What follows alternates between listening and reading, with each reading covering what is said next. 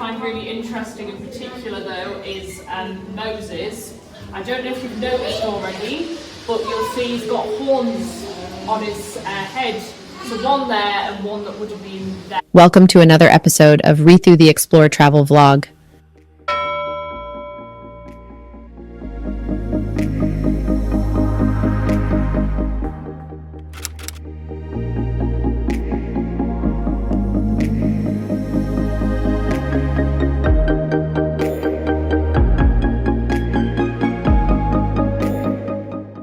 In this episode, let's explore the rich history and cultural heritage of St. Mary's Abbey and Yorkshire Museum, two prominent landmarks nestled in the enchanting city of York, England. We were lucky to get an in-depth video presentation from the guides at the Yorkshire Museum, and it's featured in this episode. St. Mary's Abbey is a captivating medieval ruin in the city centre, offering a glimpse into the past with its impressive stone walls. The Yorkshire Museum, right next door, houses a diverse collection of artifacts and exhibits showcasing York's history, including part of the Abbey ruins. St. Mary's Abbey and the Yorkshire Museum are situated within York Museum Gardens. I've created a detailed video showcasing all the attractions in York Museum Gardens. If you haven't seen it yet, you can find the link in the description box below. Some of the main highlights found within the York Museum Gardens include St. Leonard's Hospitals, the Multangular Tower, Yorkshire Museum, Hospitium, St. Mary's Abbey Church, as well as additional points of interest such as an observatory, an edible wood, St. Mary's Lodge, St. Olave's Church, and the geological mosaic map. The majority of the medieval-era structures in the garden have connections to St. Mary's Abbey. St. Mary's Abbey are the sole remnants of one of England's wealthiest and most influential Benedictine monasteries. Its historical narrative intertwines with two pivotal events in English history. It was initiated by William the Conqueror to solidify his control over the northern regions, and it met its end due to Henry VIII's Church Reformation. The Abbey estate covered the museum gardens, with its abbot holding great influence, similar to the Archbishop of York. In medieval York, it faced the Minster, both monumental centers of worship. The monks led industrious lives, engaging in tasks such as abbey administration, manuscript transcription, trade with merchants, provisioning the monastery, overseeing the abbey's estates, and aiding the less fortunate. In the 1530s, Henry VIII banned all English monasteries, leading to the monks of St. Mary's receiving pensions in 1540. The abbey was turned into a royal palace during the king's visits to York. It later fell into disrepair, serving as agricultural buildings until the Yorkshire Philosophical Society excavated it in the 1820s.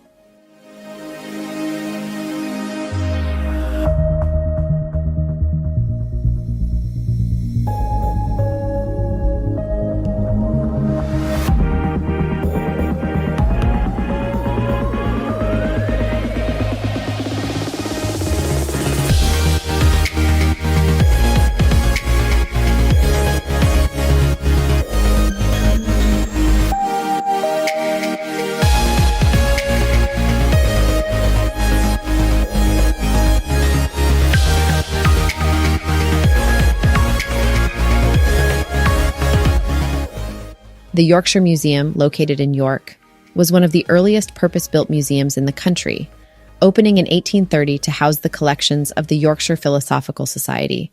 It was designed by William Wilkins in Greek Revival style, resembling a Greek temple, and is situated on the grounds of St. Mary's Abbey. Some of the abbey's remains can still be seen in the museum's basement.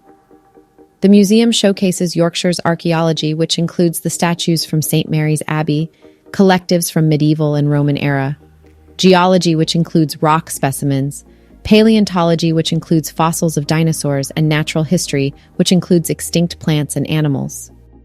The Yorkshire Museum charged an entry fee of £9.50, which is approximately equivalent to Rs 987 per person. This ticket grants access to the museum for a duration of 12 months. Our journey begins with the Roman Empire exhibition, the Rydale Hoard, a Roman mystery.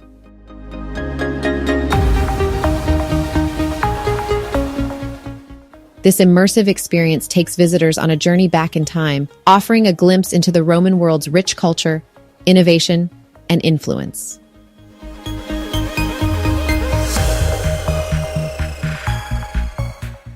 As you step into the exhibition, you'll encounter a stunning array of artifacts, each with its own story to tell. From intricate jewelry to beautifully crafted pottery, these relics offer a window into the daily lives of Romans in ancient York and the broader empire. You can marvel at Roman craftsmanship, witness their engineering marvels, and learn about their customs and traditions. The exhibition also explores the impact of the Roman Empire on York, known as Eboracum, during Roman times. Discover how the city flourished as a significant Roman stronghold, serving as the northern headquarters of the empire. Through interactive displays, informative narratives, and well-preserved artifacts, visitors gain insights into the military, governance, and daily life of this remarkable era. Moreover, the Roman Empire exhibition highlights the enduring legacy of Roman influence in York and its contribution to the city's rich historical tapestry. Whether you're a history enthusiast or a casual visitor, this exhibition offers an engaging and educational experience that transports you to the heart of the Roman Empire, right in the heart of Yorkshire.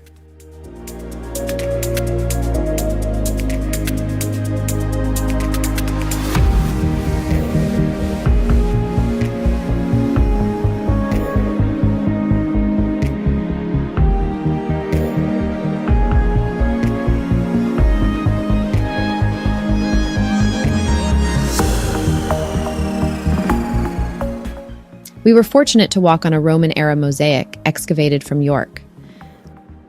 The mosaic depicts the four seasons in the corners with Medusa in the center. It was discovered under Toft Green of Barker Lane in 1853 and measured 13.75 square feet.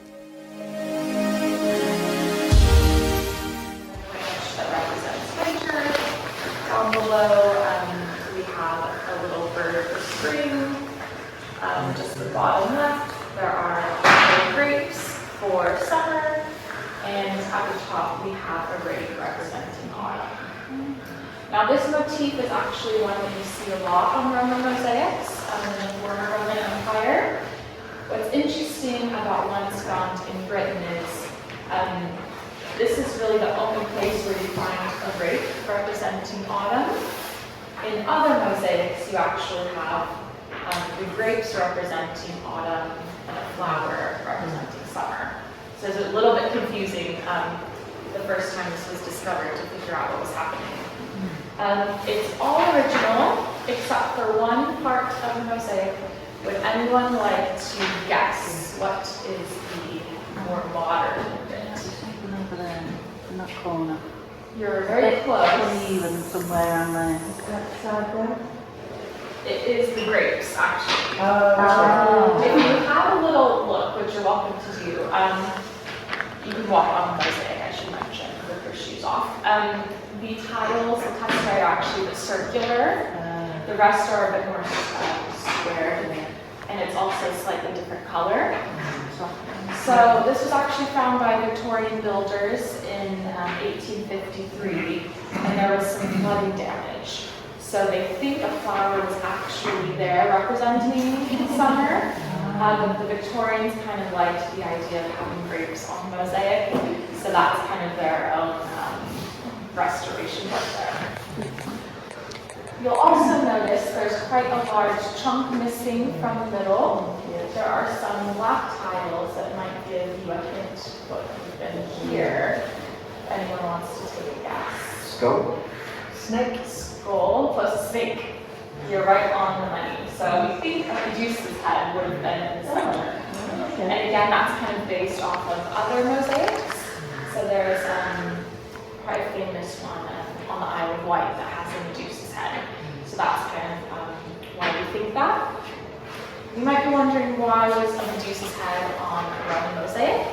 And that's actually because the Romans believed Medusa would protect your home. They kind of viewed her as a protector. And that goes back to the myth of Perseus slaying Medusa, cutting off her head. He presents her head to the goddess Athena. She then puts the Medusa head on her shield, and that's kind of where the idea of Medusa as a protective entity comes from.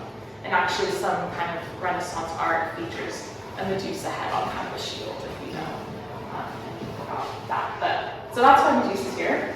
It was found, I mentioned, in 1853, and we have a rough idea of how old it was. It's because 2 Roman coins were found underneath. A coin with Hadrian on it, and another one with Claudius Gothicus. So based on those coins, curators kind of dated this to about 270 to 410 CE. And all of the parts of the mosaic were kind of brought in larger pieces. So if you have a look at the mosaic, there's some gaps.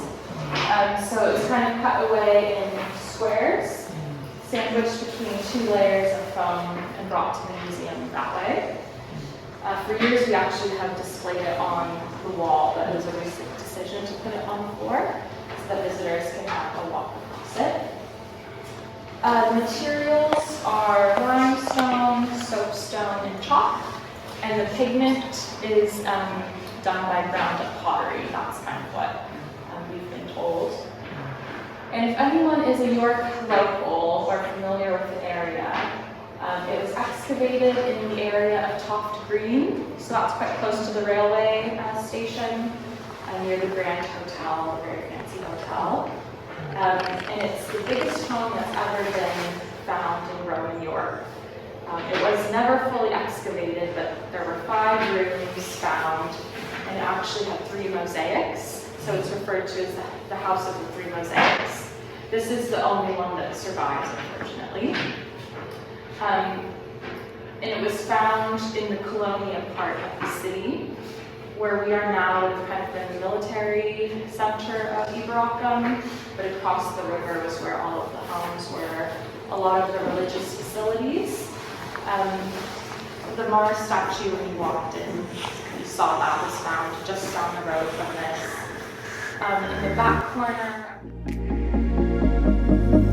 The mosaic has a head of Medusa, now very badly damaged, in the middle between the heads and shoulders of 4 female figures representing the seasons against a simple geometric background. The mosaic originally represented 4 seasons: spring, summer, autumn, and winter, with various symbols. Spring is symbolized by a bird, summer by a rake, autumn by a bunch of grapes, and winter by a bare bough.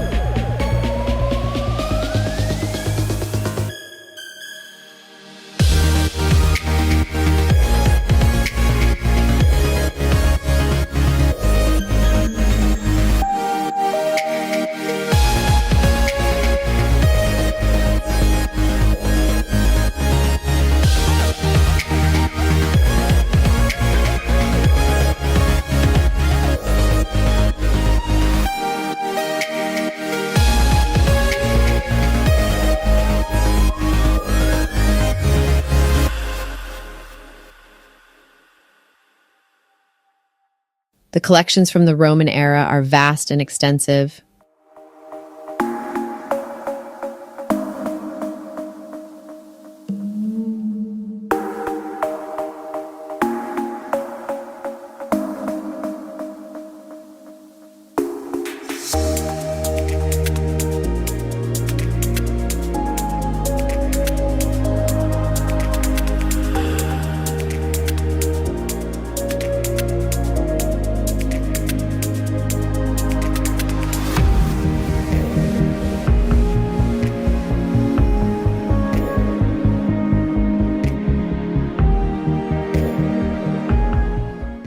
We considered minting our own coin inspired by the Romans.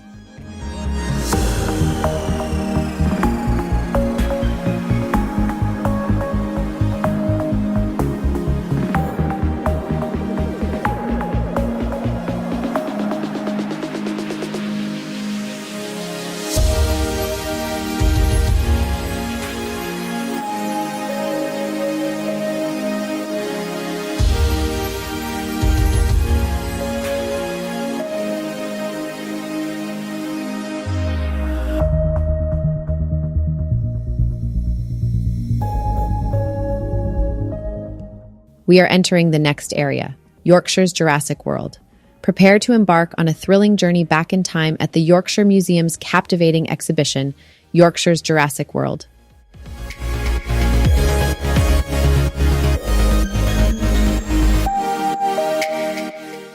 This immersive experience takes visitors on an awe-inspiring adventure through the prehistoric landscapes of Yorkshire, where ancient creatures once roamed and ruled the earth. As you step into the exhibition, you'll be transported to a world dominated by colossal dinosaurs and other fascinating prehistoric creatures. The museum's collection of fossils, interactive displays, and lifelike reconstructions offer a glimpse into the diverse ecosystems that thrived in the region millions of years ago. One of the exhibition's highlights is the incredible array of fossils discovered in Yorkshire, showcasing the unique and diverse fauna that once called this land home.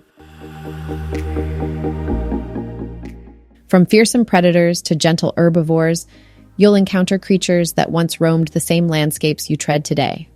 Interactive elements allow visitors to uncover the secrets of paleontology, providing an engaging and educational experience for all ages.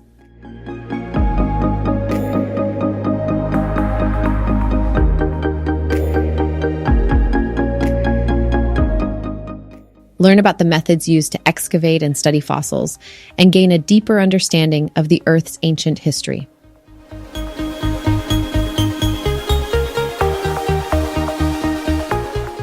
Yorkshire's Jurassic World also sheds light on the geological history of the region, showcasing the dramatic changes that have shaped Yorkshire's landscapes over millions of years.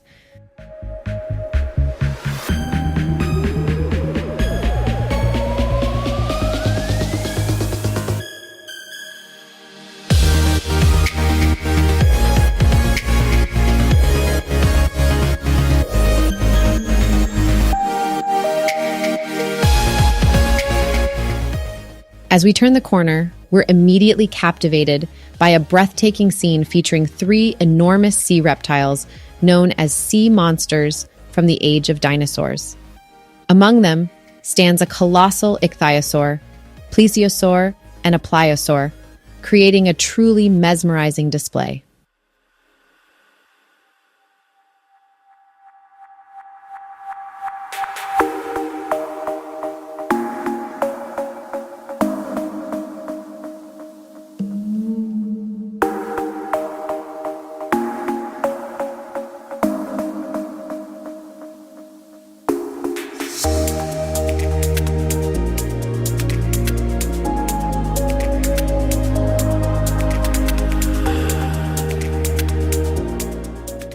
One of the most captivating features that caught our attention was the interactive elements thoughtfully incorporated to immerse visitors in the wonders of the Jurassic World.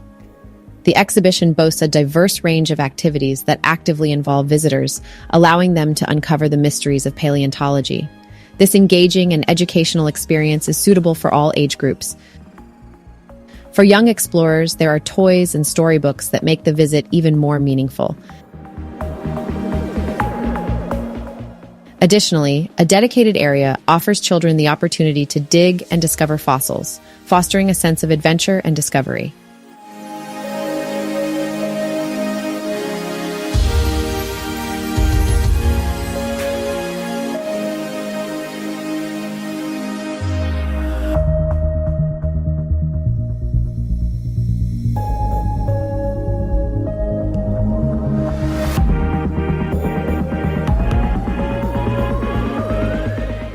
One delightful surprise was the Lucky Dip station, where for £1 we could try our luck.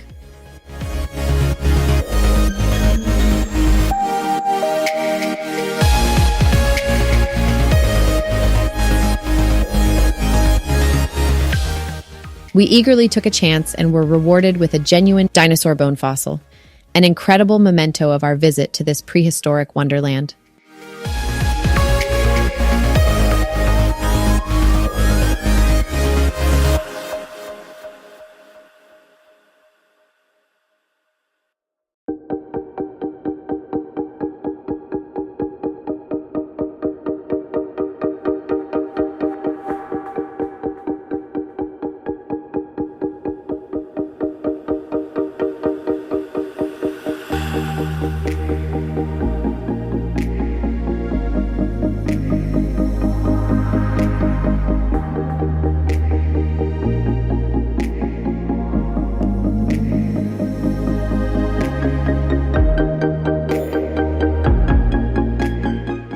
Whether you're a passionate paleontologist or simply curious about Earth's distant past, this exhibition offers a thrilling and educational adventure that transports you to a world long gone but preserved in the fossils and rocks of Yorkshire. Come and discover the wonders of Yorkshire's ancient and awe-inspiring Jurassic world at the Yorkshire Museum.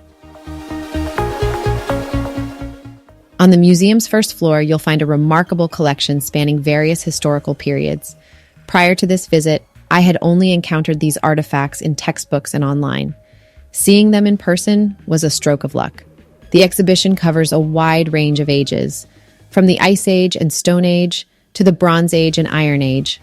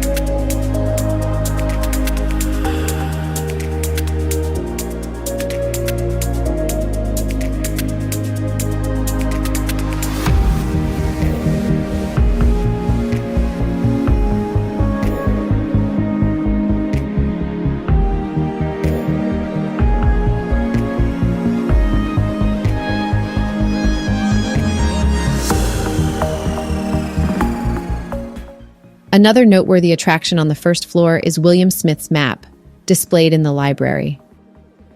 Smith's map, often referred to as the map that changed the world, meticulously depicts the geological formations and rock layers of Yorkshire. What makes this map so groundbreaking is that it was one of the first to visually represent the concept of stratigraphy, showing how different layers of rock were stacked on top of each other in a chronological order. This fundamentally changed the way geologists approached the study of the Earth's history. At the basement of the Yorkshire Museum, you will find the Medieval York Capital of the North exhibition. It's within this exhibit that you'll find an array of items collected and preserved from the magnificent St. Mary's Abbey. It was surprising to discover a section of St. Mary's Abbey in the Yorkshire Museum's basement. We couldn't help but wonder about the size of St. Mary's Abbey.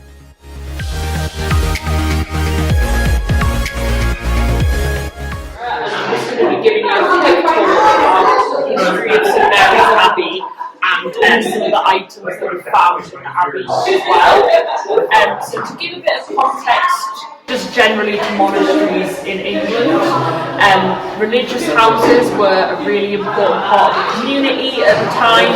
So they would have given people education, like healthcare, and they would have provided very visual religious teachings because at the time, not a lot of the population could read or write, so it had to be very visual to teach people different stories as well.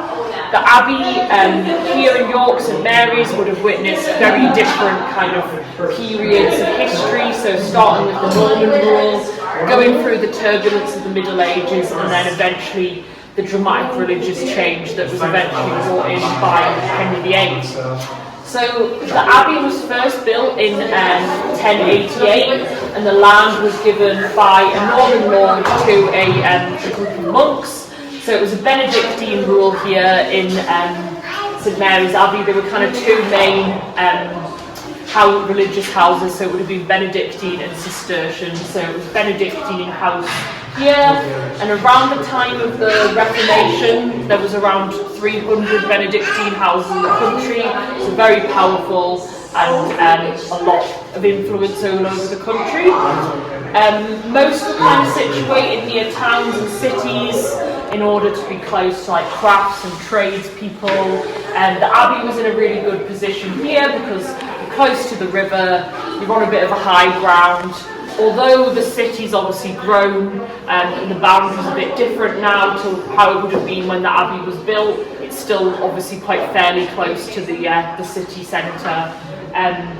It would have also kind of really helped solidify Norman rule in the north. So I don't know how much people know about the Normans and the harrying of the north, but basically when the Normans came over to Britain and invaded, not everybody was very happy about this, particularly the north, and this led to a pretty awful, pretty much massacre of people in the north who resisted Norman rule. When you look at the Domesday Book, which William the Conqueror commissioned, which was essentially like the census, like an equivalent to the census, a lot of kind of villages and towns in the north have a quite dramatically reduced population because of the harrying of the north. So after this, quite a few Norman lords who were involved in this were quite guilty about what they'd done. So a lot of them either gave money or land to religious institutions to kind of, I suppose it's a way of buying your way back into heaven. So a lot of them kind of did that. So that might be a reason that St Mary's Abbey was founded. Maybe the Norman lord that gave the land kind of maybe felt a little bit guilty. But like I say, it would have also kind of helped solidify power, having such a big religious institution here as well. Also, the Normans were quite keen to revive monasticism. It started to decline a lot in the 8th and 9th century, so they were very keen to bring it back as well. So largely what's left of the Abbey that you see today isn't the Norman Abbey. There are some little bits left of the Norman Abbey, so you can kind of see some of the foundations here. Some of them are original Norman, and the columns that you can kind of see here, so some of the archways, they are original Norman, so that's a kind of Romanesque. Left is the Gothic Abbey that was built in the 12th century, so that's largely what's left today. So as time went on, the Abbey grew to be quite powerful, influential, and ultimately quite rich. So to give a perspective of how rich the Abbey kind of became, it was making, in its kind of heyday, it was making about £2,000 a year, which I know doesn't seem like a lot today, but back then that's a lot of money. It would have been quite self-sufficient, quite independent, so it's hard to imagine today how kind of big the scale of the Abbey would have been, but the Abbey itself would have been about the equivalent size of Westminster Abbey in London, so it would have been quite big. I mean, where you're standing obviously is part of the Abbey. It would have covered the whole where the museum is, and it would have had lots of kind of different outbuildings as well. Like, I don't know if you saw when you were coming into the museum today, there's like the thatched building at the bottom of the gardens, and that's the hospitium. So that was that's original medieval. That was part of the Abbey as well. We're not 100% sure what they used it for. We think either for guests, like secular guests staying, or maybe for storage. We're not 100% sure. And next to it, you'll see like an archway, and we think that's where boats would have come in and out from the river as well. But there would have been lots of other buildings, so there would have been a granary, like a barn, a mill, a bakehouse, a fish house, a tailor's workshop, you name it, a brewery as well, because monks, you know, did like their mead and their wine. There would have been a brewery there as well. Another building that was part of the Abbey, which is now part of the University of York, and kind of just up here next to the art gallery, there's a building called King's Manor. Parts of it are original medieval, and that was later taken over by Henry VIII. We'll come to him later.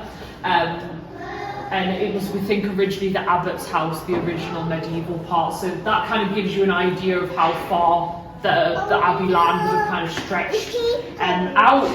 Because of this kind of wealth they got, it got them quite a few enemies, not only from outside the Abbey, but even from within the Abbey.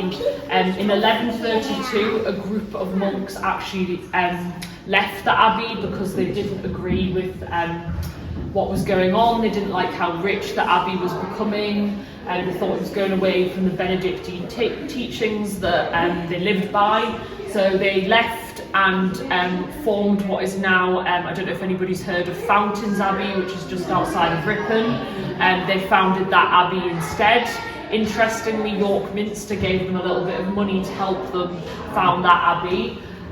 So yeah, that's what happened to them.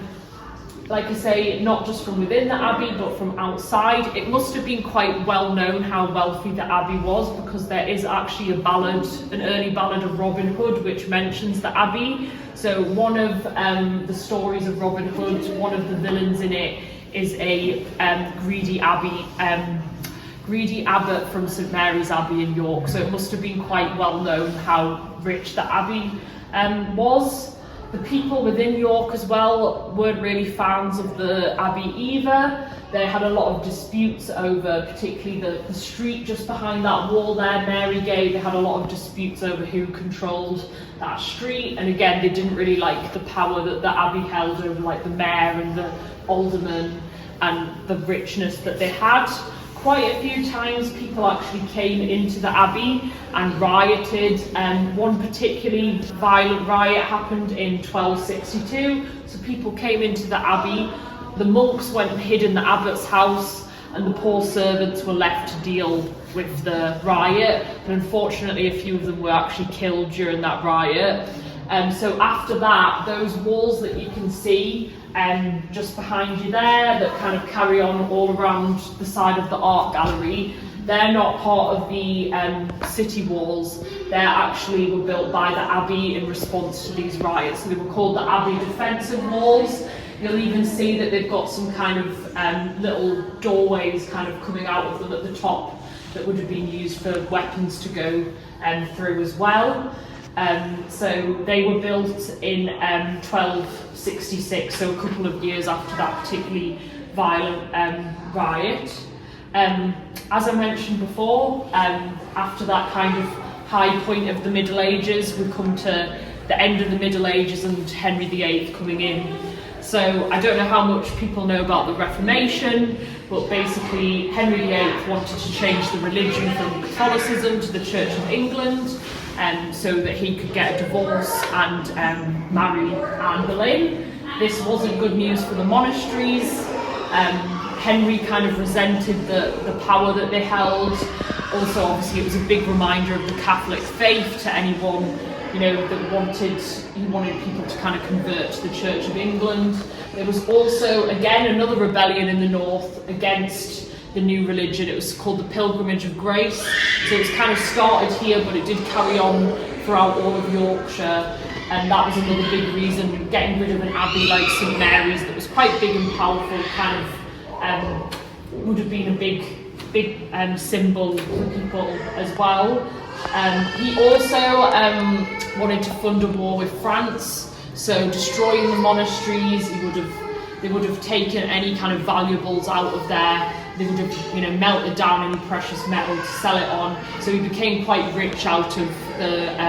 So it wasn't just the religious reasons. There was also funding this war with France really helped him. So the abbey didn't kind of go into immediate disrepair and ruin. Henry VIII, the reason that building is now called King's Manor is Henry VIII took that building over after the abbey was shut, and he made it into kind of like an administration centre for the north. He also stayed there famously one night as well with Catherine Howard while he was doing Progress as well.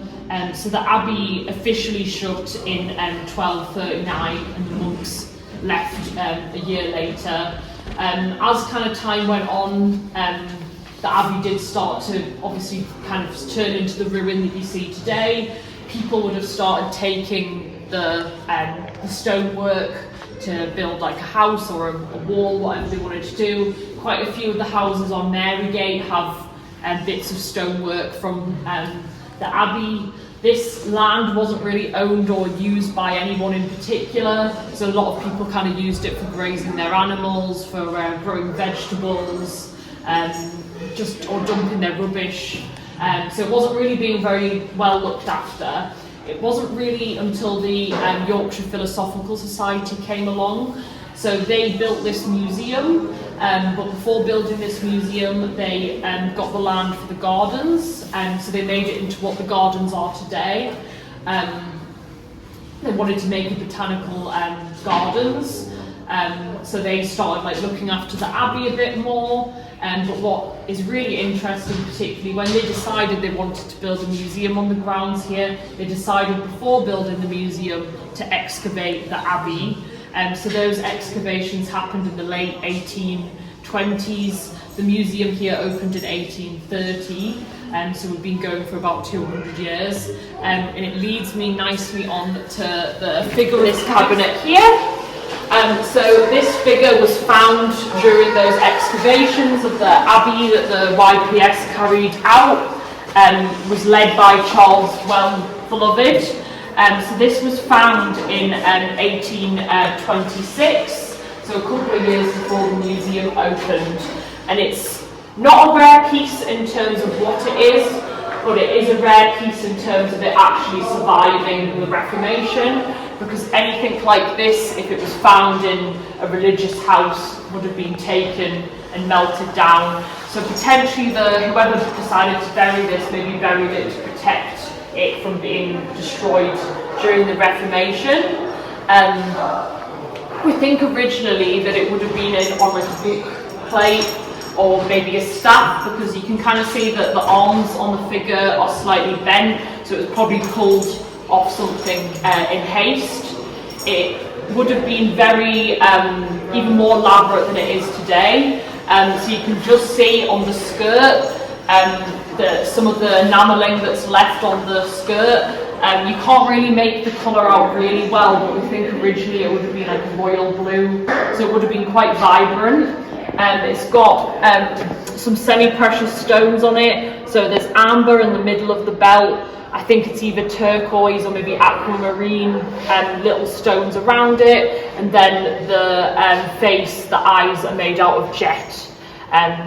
So it is a really lovely piece. What we do know about it is that it was probably made in Limoges in France.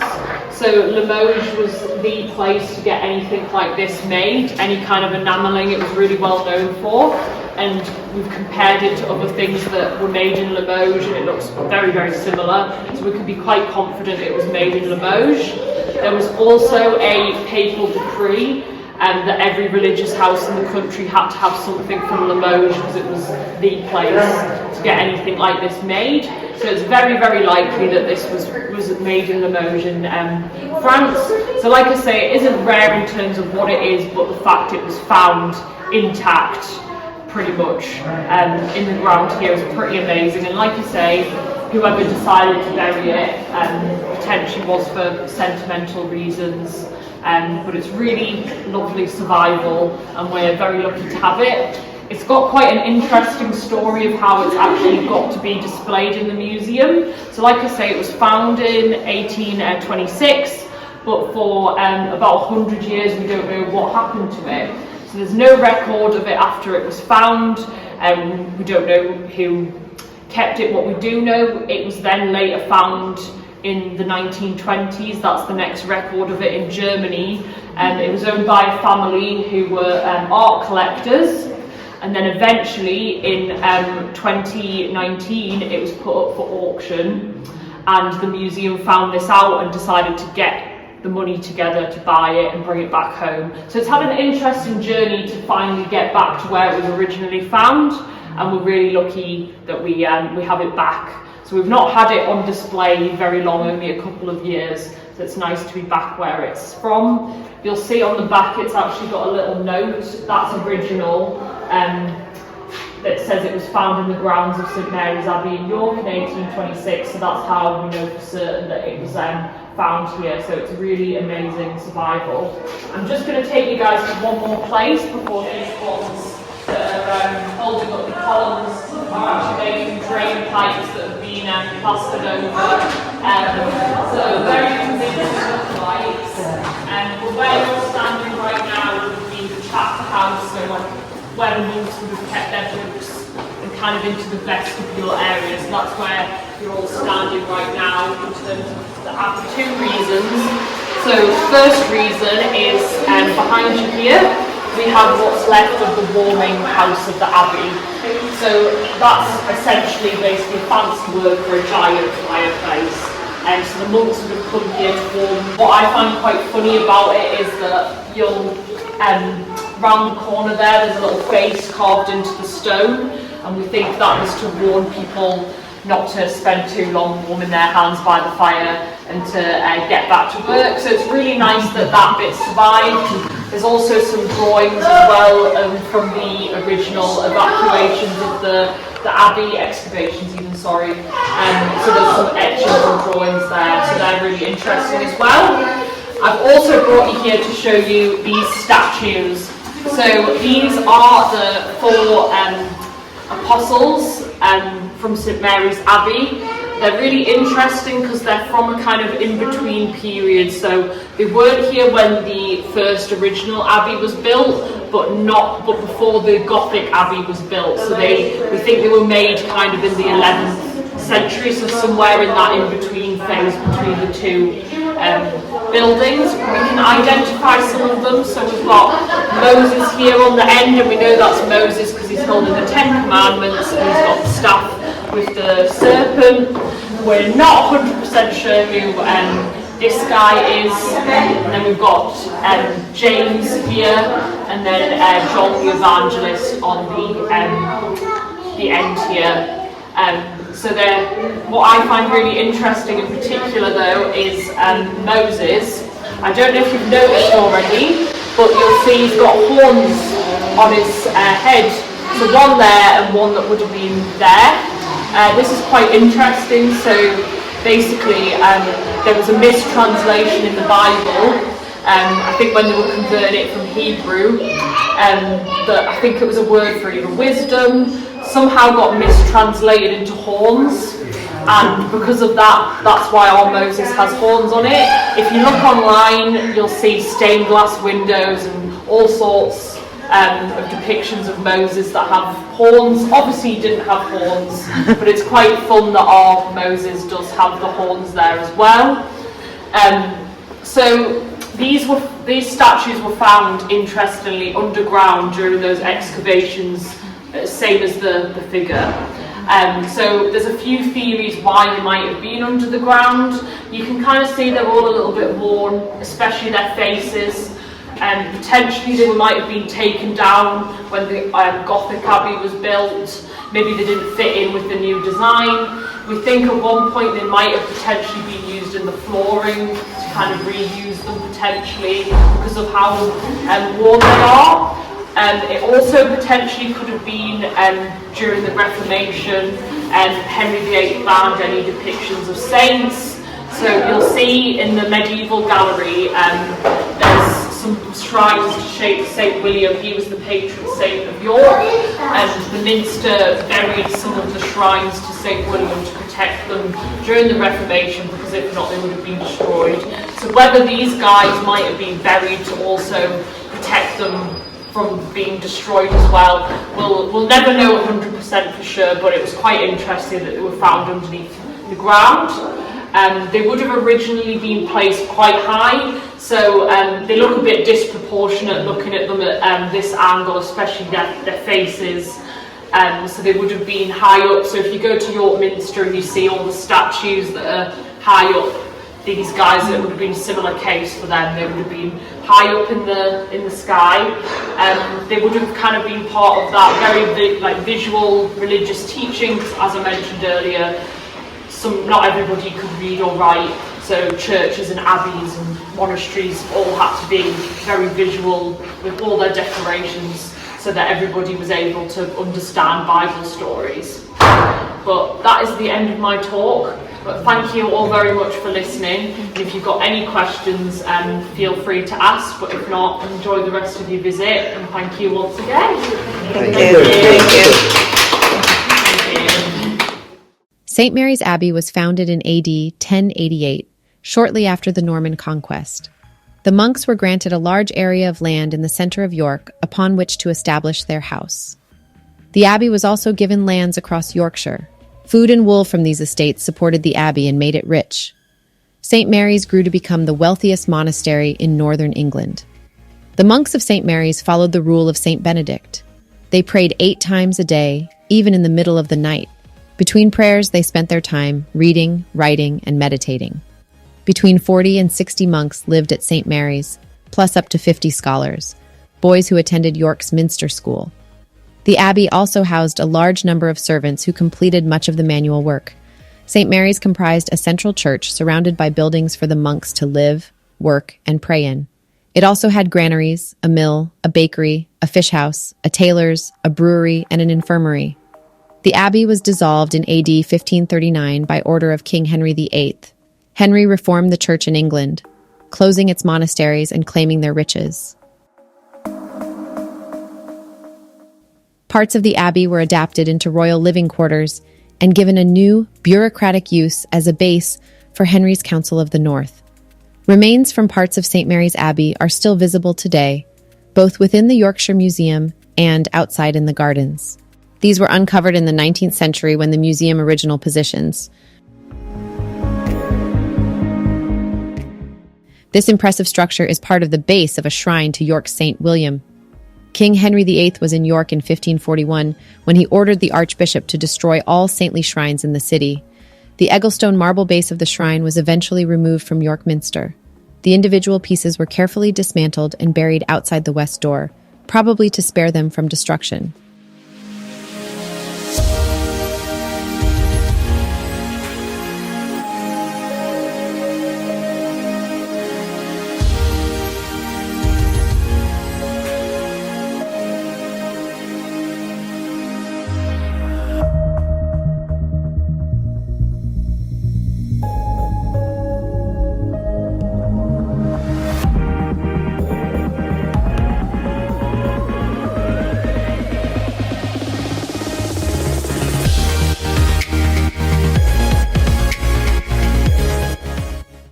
This is medieval music they have on display. And surprisingly, I had this music on my toy guitar when I was a child.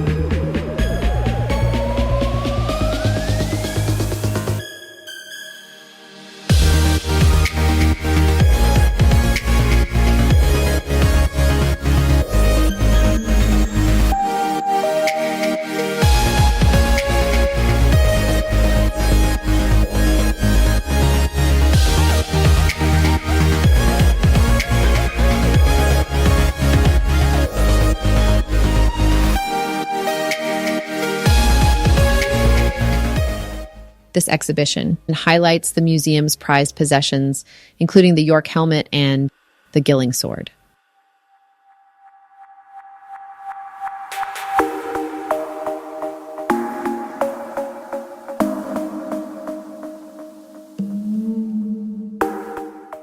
It also provides a fascinating glimpse into York's historical significance as the capital of the North during the Anglian, Viking, and medieval periods.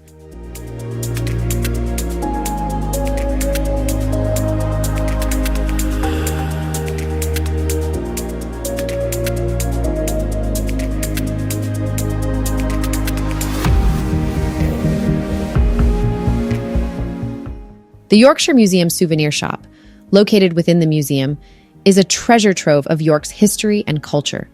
It offers a wide range of souvenirs and gifts, including museum-themed merchandise, books on York's history and archaeology, unique jewelry, educational toys, locally crafted art and crafts, replica artifacts, and stylish clothing.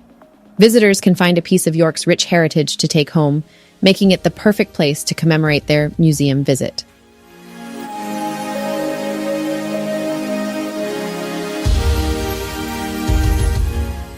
We made a purchase at the Yorkshire Museum souvenir shop buying a fossil.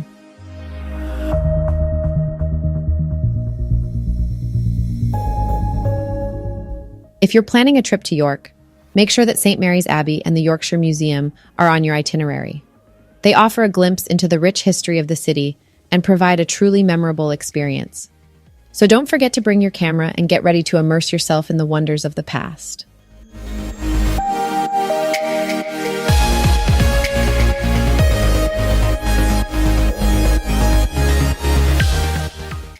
We can't wait to bring you more fascinating insights and stories about this historic city on our next episode. If you liked the video, please hit the like button, share, and don't forget to subscribe.